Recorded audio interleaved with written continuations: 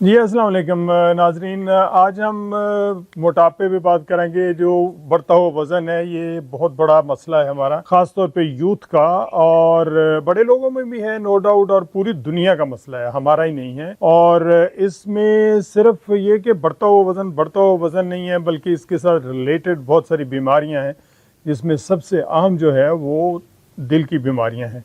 जो heart attack होते हैं वो उसकी शरह जो ज़्यादा वज़न वाले लोग हैं उनमें बहुत ज़्यादा है। और ये हमारे यहाँ तो डाटा कोई नहीं है, यूरोप के अंदर तकरीबन 10 लाख से ज़्यादा लोग जो है वो ऐसी बीमारियों से मर जाते हैं जो बढ़ते हुए वज़न की वजह से होती हैं। इसमें दिल की बीमारियां हैं, इसमें जिगर की बीमारियां हैं, इसमें गुर्दे के अवारज हैं। और एक डाटा ये शो करता है कि उतने लोग जो हैं वो एक्सीडेंट्स में नहीं मरते जितने के बढ़ते हुए वज़न की वजह से मुख्तलिफ बीमारियों से मर जाते हैं। तो आज हमें ये देखना है कि ये वज़न जो है वो बढ़ता क्यों है, लोगों के अंदर ये ट्रेंड क्यों डेवलप होता है कि वो उनका वजन बढ़ना शुरू होता है। टीन एज के अंदर उतना ज्यादा नहीं बढ़ा होता, जैसे जैसे उम्र गुजरती है तो वजन जो है वो बढ़ता जाता है। और कहा यह जाता है कि 40 और 50-55 साल की उम्र में लोग जो हैं वो मैक्सिमम वज़न ले लेते हैं, और उसके बाद फिर जो 60-70 के दहाई में फिर ये तकरीबन स्टेबल हो जाता है। तो इसकी क्या रीजंस हैं? बेसिक इशू जो है वो बड़ी अजीबोगरीब है। इसमें नज़रियात बहुत सारे हैं, लेकिन डॉक्टर्स ये कहते हैं कि इसमें चंद एक बड़ी बेसिक चीज़ें हैं। बीइंग बायोलॉजिस्ट मैं भी कुछ ना कुछ जानता हूँ, हमने उस चीज़ के बारे में पढ़ा भी है, और कुछ जो है वो अंदाज़ा भी, इर्द गिर्द ऑब्जर्वेशंस भी हैं लोगों के। एक बात तो ये है कि अभी रमज़ान शरीफ चल रहा है, तो हम सहरी और अफ्तारी के अंदर खाने में इतदाल नहीं रहता, और लोग जो हैं वो कहने को तो रोज़ा रख रहे होते हैं लेकिन उनका वज़न बढ़ता जाता है। वजह ये होती है कि सहरी भी डट के करते हैं, और अफ्तारी में तो बहुत ज़्यादा मुरगन ग़िज़ाएँ होती हैं, और फिर अफ्तारियाँ होती हैं। मैं ये आम लोगों की बात कर रहा हूँ जो चंद गरीब गुरबा बेचारे जिनको 2 वक्त का खाना ही प्रॉपर नहीं मिलता, तो उनकी बात नहीं कर रहा, उनका ये मसला भी नहीं है। तो वो ये है कि वो जब अफ्तारी करते हैं तो उनको दुनिया माफिया की कोई ख़बर नहीं रहती, और बेतहाशा खा जाते हैं, और नतीजा ये है कि मोटापा जो है बजाय कम होने के बढ़ता जाता है। अब एक बात याद रखिए, मोटापे के बारे में बहुत सारी थ्योरीज हैं। कुछ लोग ये कहते हैं कि ये किसी बीमारी की वजह से हो गया, कुछ लोग ये कहते हैं कि कुछ नस्लों में ये होता है, कुछ लोग ये कहते हैं कि कुछ ख़ानदानों में होता है, कुछ लोग ये कहते हैं कि ये जेनेटिक है, और कुछ लोग कहते हैं कि मुझे फ़लाँ बीमारी हो गई थी या मेरा एक्सीडेंट हो गया था उस वजह से हुआ है। ये सारी बातें सच, लेकिन ओवरऑल मोटापे का या वज़न के बढ़ने का फैलना जो है वहाँ ये लागू नहीं होती। इंडिविजुअली हो सकता है, इंडिविजुअली किसी बंदे को हो सकता है कि भाई वो एक ऐसे फैमिली में पैदा हो गया जिसके जीन्स के अंदर मोटापे के जो जीन्स हैं वो हैं, और या जीन्स के अंदर मोटापा है, लेकिन सब में नहीं है। अगर मोटापा आया है तो उसको ख़त्म भी किया जा सकता है। हो सकता है 2 नस्लें लगें, 3 नस्लें लगें, 4 नस्लें लगें उन जीन्स को रिवर्स करने में। लेकिन मैं आपसे ये एज ए बायोलॉजिस्ट ये कहता हूँ, बहुत सारे लोग इख्तलाफ भी करेंगे, इवन हो सकता है कि साइंस पढ़ने वाले साइंटिस्ट भी ये इख्तलाफ करें कि ये आप क्या बात करेंगे, जीन्स के अंदर कैसे चेंज हो सकती है। तो जीन्स जो हैं उसमें भी जो म्यूटेशन की हम एक बात करते हैं, आपने देखा होगा कि जो आपका काम है वो बहुत डिसाइड करता है कि आपका वज़न कैसा है।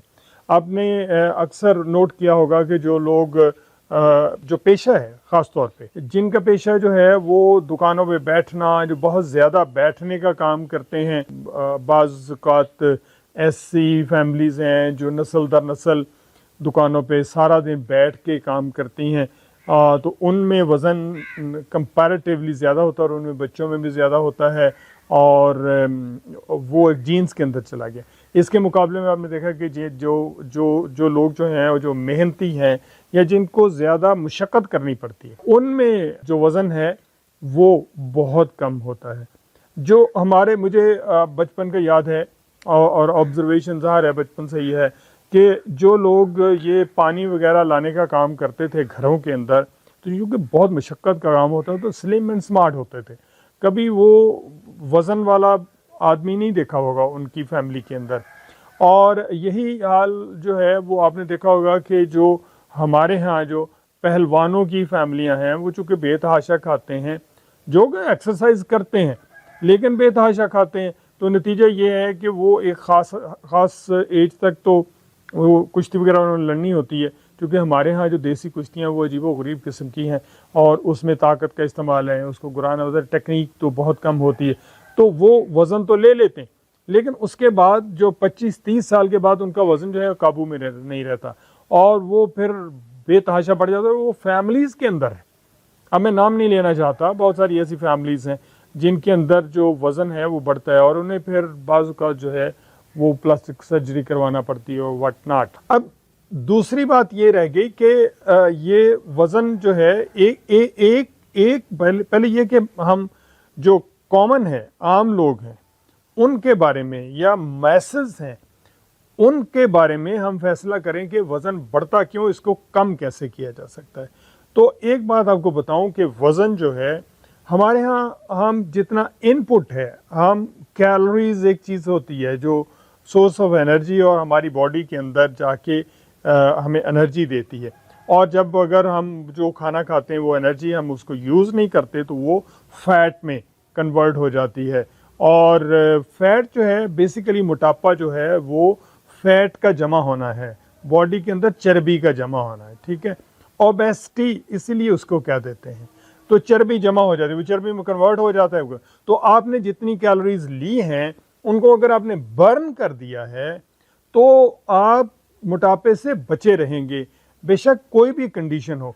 तो एक बात याद रखिए कि जितना आपने फूड लिया है उसको बर्न करें। वो कैसे करना है, उसका सबसे अच्छा तरीका जो एक्सरसाइज है। एक्सरसाइज में कहीं ये नहीं लिखा हुआ कि जी आप जो है वो कहीं क्लब ज्वाइन करें या आप जिम ज्वाइन करें, आप घर के अंदर वॉक कर सकते हैं। बेशक मैं बच्चों को अक्सर कहा करता हूँ जो मेरे स्टूडेंट हैं कि भी बेशक आप शॉर्ट वॉक्स करें, बेशक घर के अंदर जितना भी है, आपको कमरे के अंदर वॉक करना पड़ती है तो बेशक करें। तो बेसिकली वॉक करें और उसके बाद हल्की फुल्की एक्सरसाइज करें, वॉक करें ज़्यादा से आपको आइडिया हो जाएगा कि आप जो है वो चंद दिनों के अंदर आपको पता चल जाएगा कि आपका वज़न जो है वो कम हो रहा है या ज़्यादा हो रहा है। एक और बात जिसको हमें बहुत जहन के अंदर रखना चाहिए कि जो डिफरेंट डाइट्स हैं उनके बारे में बहुत ज़्यादा मिथ है कि जी आप कार्बोहाइड्रेट लेंगे तो ज़्यादा मोटे हो जाएंगे, अगर आप प्रोटीन लेंगे तो कम होगा। No, it's a matter of calories. और प्रोटीन खाने से भी आदमी उतना ही मोटा हो जाता है अगर आप ज़रूरत से ज़्यादा खाएंगे, और अगर आपने कार्बोहाइड्रेट्स लिए हैं, मुनासिब लिए हैं, उनको बर्न किया है, तो फिर आपके मोटे होने के चांसेस नहीं। मुझे याद है कि एक कॉन्सेप्ट है कीटो डाइट का। अब कीटो डाइट में ये होता है कि जो कार्बोहाइड्रेट कम होते हैं, प्रोटीन जो है वो ज़्यादा होते हैं और भी बहुत सारी चीज़ें। अब मुझे याद है कि मेरे एक दोस्त थे, वो कहते जी मैं कीटो डाइट पे हूँ। तो मसला ये था कि वो कीटो डाइट पे तो थे लेकिन 1 किलो मटन कढ़ाई मंगवा के खा जाता था कि जी मैंने रोटी नहीं खानी, और नतीजा ये है कि उनका मोटापे में बजाय इसके कि पॉजिटिव असर होने के, नेगेटिव होने के पॉजिटिव हुआ, और वो आज तक वैसे के वैसे ही हैं, बल्कि ज़्यादा बढ़ गए।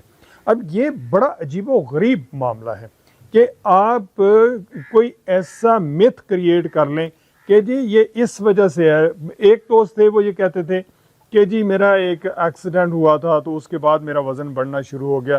भाई अगर हो गया है, बढ़ना शुरू हो गया, हालांकि हमें पता था कि वो बहुत ज़्यादा जो है उनका फूड बहुत ज़्यादा था और चलना फिरना बहुत कम था। अगर आप चलेंगे फिरेंगे नहीं और आपका जो जनरल लाइफस्टाइल है वो सुस्त होगा तो आप वज़न गेन करेंगे। मुझे याद है कि हमारे जो बुज़ुर्ग थे जो ज़िम्मेदारा करते थे, अभी भी जो ज़िम्मेदार हैं, अभी वो थोड़ा काहली का शिकार हैं। जो नए बच्चे कर रहे हैं तो मोटरसाइकिल पे जाते हैं खेतों में और मोटरसाइकिल पे वापस आते हैं। पैदल चलने वाला बंदा आपको खाल ही मिलेगा। तो वो क्या करते थे कि वो सुबह उठते थे और उठ के कुछ पैदल चले जाते थे, कुछ जो है वो बैलगाड़ी को के साथ खेतों में जाते थे और वहाँ जाके हल चलाते थे।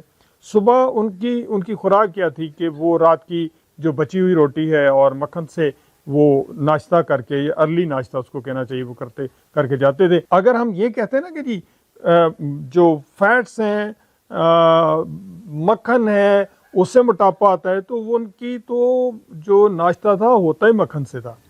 और जो रोटियां हैं वो मक्खन लगी रोटियां होती थी, और साथ में ज़ाहिर है वो सुबह के वक्त या तो बहुत ज़्यादा अंडे नहीं खाए जाते थे। ये मैं आपको बता दूं कि इस तरह से हम रेगुलरली खाते हैं ना कि जी नाश्ते में जो एग ज़रूर लेना है, तो उनके पास या अचार होता था या कोई रात का बचा हुआ सालन है तो वो साथ में होता था, और उसके साथ वो और लस्सी होती था। मैंने तो अपने बचपन में कोई ज़िम्मेदार बंदा जो है वो मोटापे का शिकार नहीं देखा था।